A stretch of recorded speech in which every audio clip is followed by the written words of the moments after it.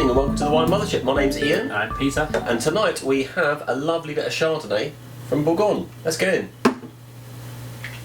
Okay, so Ian, so what are we dealing with today? What are we getting our lips around? Right, a few years ago, the wine authorities in France, in their wisdom, got rid of the Grand Ordinaire appellation, the distinction of the wine of Grand Ordinaire, which I think Jancis Robson was the person who said, I don't know how a wine can be grand and at the same time ordinaire. And they replaced it with Coteaux Bourguignons. You know, I've heard of a beef bourguignon. This is a Coteaux Bourguignon.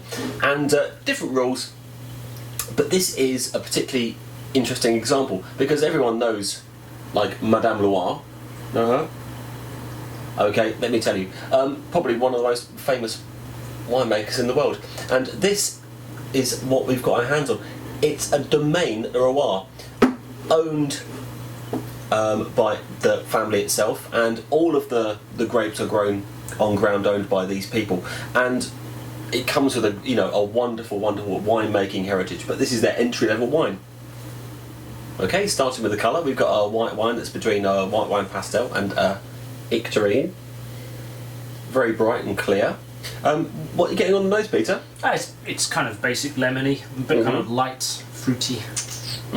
Face a little bit of citrus coming through. Not a lot to kind of get your teeth around or your nasal hairs. But the nose is not the best part of the wine. It's a little bit simple, but still very pleasant. It's a little bit creamy. There's no oak there. It smells a little bit like Chablis.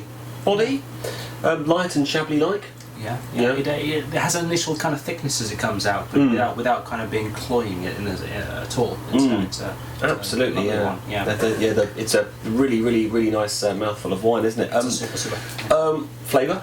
There's a bit of a lemon meringue pie, really. So you've got you've got some of the citrus coming through, but it's kind of offset a little bit with a little bit of butter, maybe a little bit of cream, which I thought was quite nice. I can imagine. There's certainly a little bit of what's the word I'm looking for? Alpine freshness coming through, but not in a kind of like toilet air freshener kind of way. Much more kind of measured. Well, I mean, everything's subtle. Everything seems to be in balance with this wine anyway, so it's fantastic. I mean, one of the notes I wrote is varietally correct. It really, that sometimes might be a bit of a backhanded compliment, but you really can taste, the grape as it's turned into the wine, and there's no fuss, there's no mess with this wine. It's just a fantastically made Chardonnay. It's lemon rind.